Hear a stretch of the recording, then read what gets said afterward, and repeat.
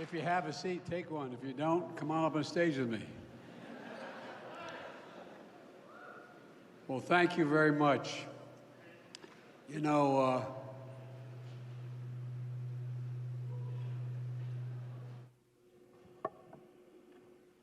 got it over here. Hey, folks, how are you? Don't jump. Don't jump. Well, hello, Madison. Hello, laborers, and a hello, Terry O'Sullivan, one of my best buddies in labor in my entire career.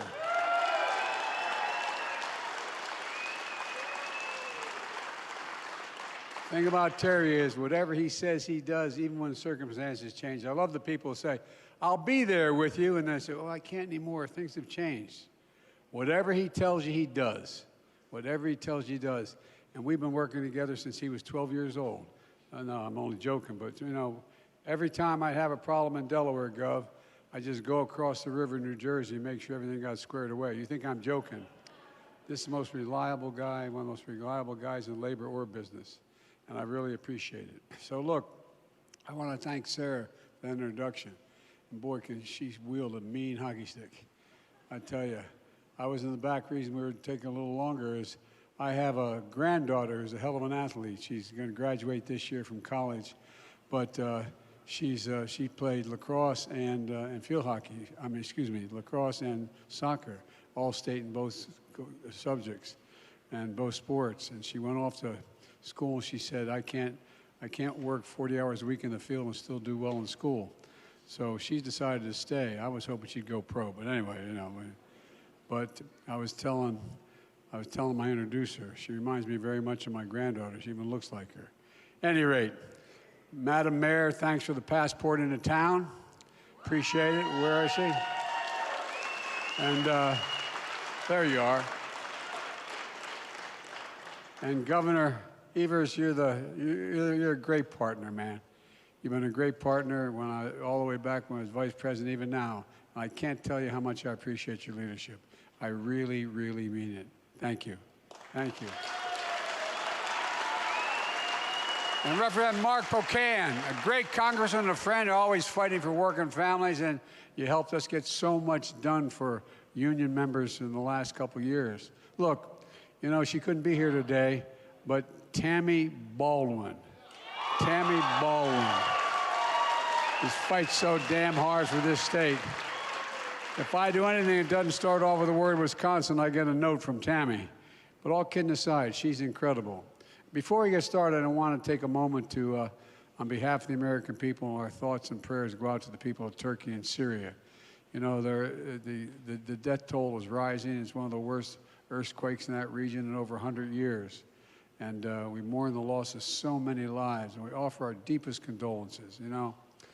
It's amazing watching these people try to pull out from under this rubble and these terrible buildings, but although the earthquake was incredibly powerful, significant aftershocks and a second quake. But you see dads or moms pulling little babies out from underneath this rubble. So many people dying. And our thoughts are also with the survivors who've been torn apart by this tragedy. As I told President Erdogan, and I called him immediately when the first quake hit, that the United States is offering our full support, rescue and recovery teams and our NATO ally, deploying teams for the U.S. Agency of International Development, drawing additional resources, including our armed forces in Europe to assist Turkey's teams on the ground. In Syria, the U.S. is supporting humanitarian partners who are responding with equipment and assistance and have been conducting urgent search and rescue missions from day one, even in the face of staff members' death and injuries in that first day. The United States is a leading donor across all the areas of Syria, no matter who controls the territory. It's about saving human life.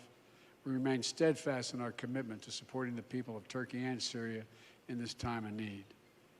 Last night I reported on the State of the Union. It is strong. It is strong. And it's strong because of you. Because the soul of the nation is strong. The backbone of this nation is strong, and the people of this nation are strong. And I've said so many times, often told the Democrats and Republicans, we can actually work together. We actually work together.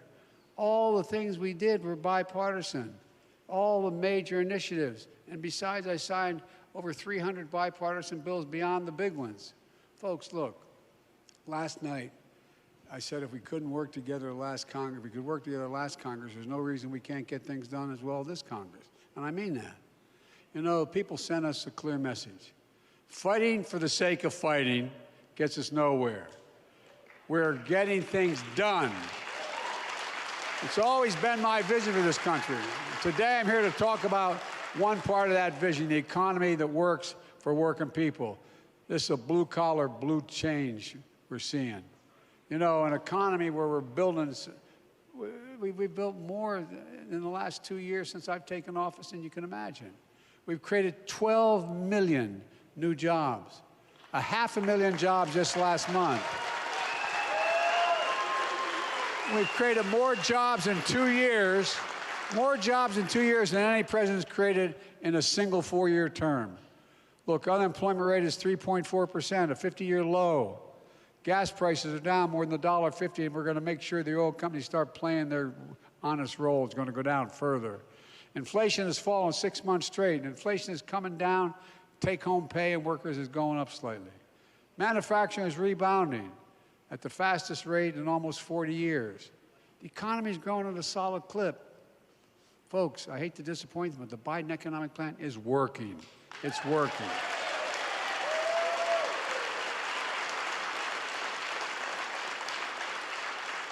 But that's not news to any of you. Laborers here in Wisconsin, union workers across the country are seeing it firsthand.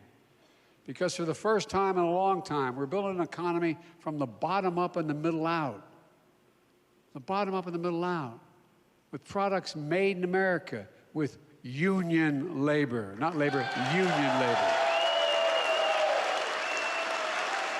I mean it. My American plan, my economic plan is for the middle and working class Americans to get up every morning, go to work, and bust their necks just trying to get an honest living. You know, my dad used to have an expression. He wasn't a college guy. He regretted he never got to go to college. But my dad worked like hell. My dad used to say, I mean this sincerely, and all the kids in the family know it. He'd say, Joey, a job's about a lot more than a paycheck. It's about your dignity. It's about respect. It's about being able to look your kid in the eye and say, honey, it's going to be okay, and mean it, and mean it. Look, I've said many times, Wall Street did not build this country. The middle class built the country, and unions built the middle class. That's a fact.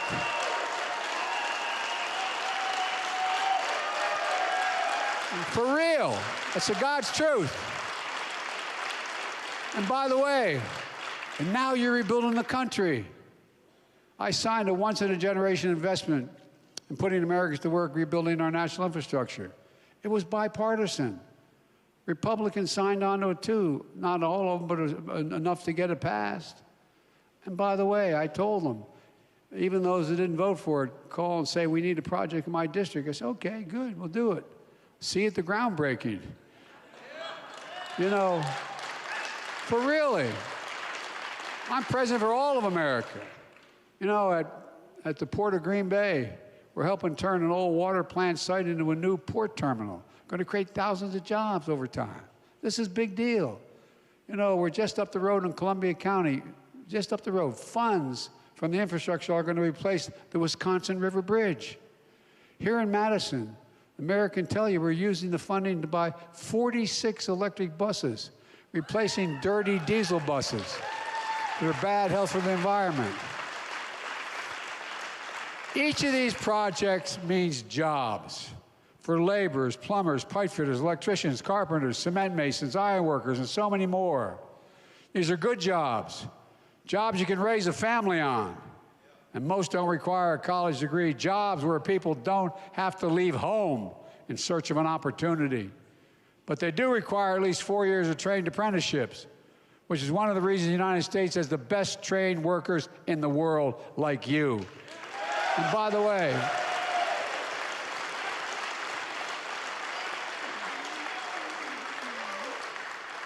the vast majority of Americans don't know that. We ought to tell them, keep telling them. Every time they say, why are you so pro-labor? Because you're the best workers in the world. And they say, how's that? Nobody decides, I want to be a laborer, I want to be a plumber, I want to be an electrician. It takes you 4 years, busting your neck, basically going back to school to be able to become certified. That's why you're the best. You're the best educated in what you do. I really mean it. I spoke with members of the Business Roundtable, the big business guys. And I asked, why am I so pro-labor? Because you save them money. What you do lasts. What you do lasts. And through the American Rescue Plan, we're funding workforce development programs, including $128 million here in Wisconsin, so American workers are prepared to compete in the economy we're building. This is a blue-collar blueprint to rebuild America. And we're also doing something that for years people just talked about. We're going to buy American for everything we build. Last night, I announced we're proposing new standards to require all construction materials used on federal infrastructure projects be made in America. American lumber, American glass, American drywall, American fiber optics, American roads, bridges, highways made with American products. My first 2 years in office, we've created 800,000 manufacturing jobs. Where? I mean it sincerely, jobs you can live on. Where is it written America can't lead the world in manufacturing again? I didn't see it written anywhere. Our economic agenda has ignited a new manufacturing boom. Just outside of Madison, Arrowhead Pharmaceuticals is going to hire 250 workers in a drug manufacturing facility. Georgia Pacific is committed to a major expansion of the Green Bay paper production facility, bringing in 100 new employees and hiring 500 construction workers. For decades, we've imported products from abroad and sent jobs overseas because they thought it was cheaper to have the cheaper labor. Now America's exporting product overseas and creating jobs here at home.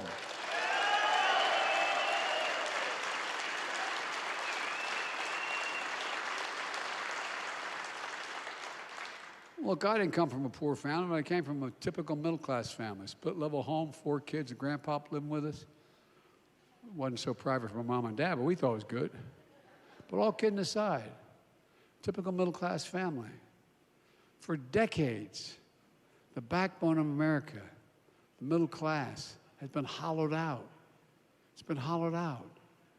Good-paying manufacturing jobs moved overseas, production, because it was cheaper there.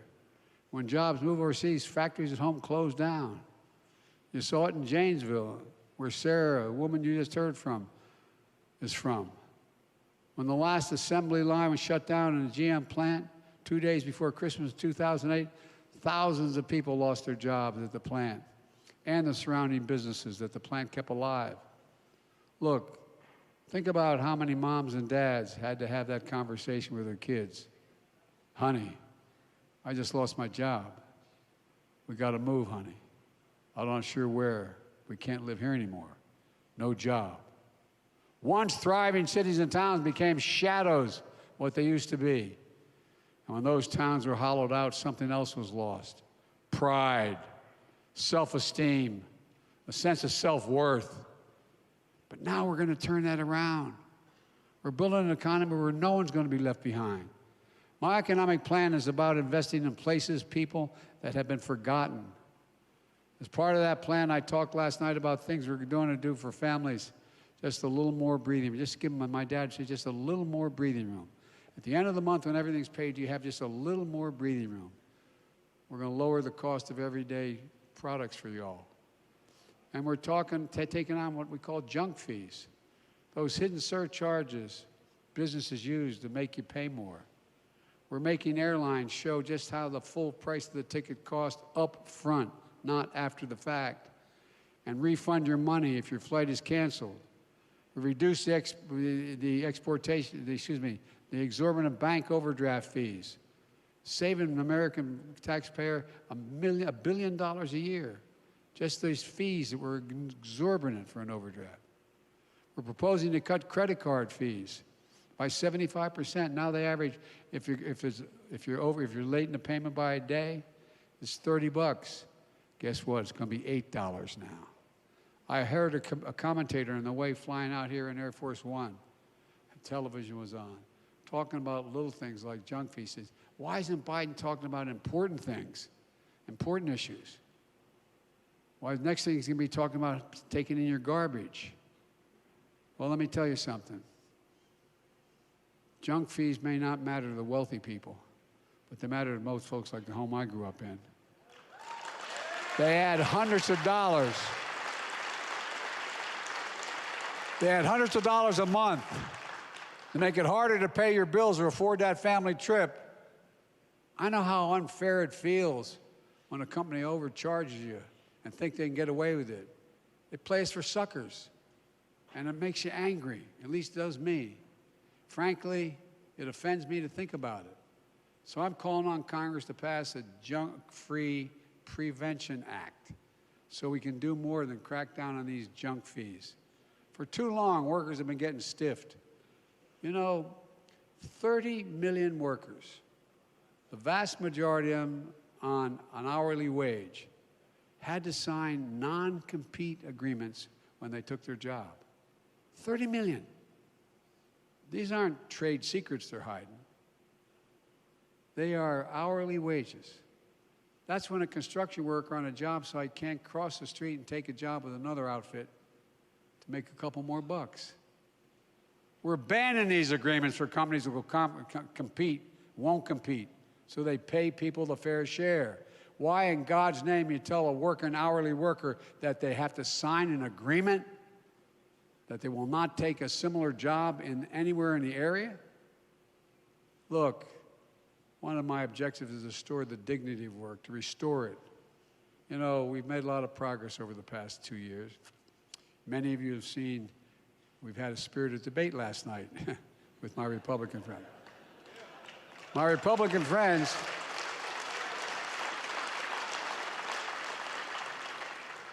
they seem shocked when I raised the plans of some of their members and their caucus to cut Social Security. And Marjorie Taylor Greene and others stood up and said, liar, liar. Reminds me of liar, liar, house on fire, yeah. Well, guess what? You know, I remind you that Rick Scott from Florida, the guy who ran the U.S. Senate campaign, has a plan. I got his brochure right here. Has a plan. Here's what he says in his plan. Let me open it up here. Sorry. He says, all federal legislation sunsets every 5 years. If the law is worth keeping, Congress can pass it again. Social Security, Medicare, Medicaid. And by the way, you have a senator named Ron Johnson. Ron Johnson on Social Security and Medicare, quote, we should transfer everything, so we have to consider everything every year. Come on, man. And then we found there was there's a senator named Mike Lee who was also yelling, liar, liar, house on fire kind of stuff last night. Well, I didn't even know this, but they played a video showing him. He said, when I said I didn't say the whole part. I said, leading Republicans want to cut Social Security and Medicare. And so they played last night something I didn't even know existed, a video of him saying, I'm here right now to tell you one thing you probably never heard from a politician. It'll be my objective to phase out Social Security, pull it up by its roots, get rid of it. Then he had, I'm quoting this now, Medicare and Medicaid are the same sort. They need to be pulled up. Sounds pretty clear to me. How about you? But they sure didn't like me calling them on it. Look, a lot of Republicans, their dream is to cut Social Security, Medicare. Well, let me just say this. It's your dream, but I'm going to, my veto pen, make it a nightmare. But here's actually the good news. There's a lot of good Republicans. I found it interesting. When I called them out on that last night, it sounded like they agreed to take these cuts off the table. Remember I said, no, I'm serious. Remember what I said? I said, so you're not going to cut it, huh? No. I said, okay, we got a deal. Well, I sure hope that's true. I'll believe it when I see it and their budget's laid down with their cuts they're proposing. But it looks like we negotiated a deal last night on the floor of the House of Representatives. Seriously, you see them all standing up saying, we're not going to cut anything. Well, that's good. Because, by the way, we got a lot of good bipartisan stuff done in the previous year. Why can't we do it again? Here's the bottom line. All of you have been paying in the system every single paycheck you've had since you started working. These benefits belong to you, the American worker. You earned it. And I will not allow anyone to cut them, not today, not tomorrow, not ever, period.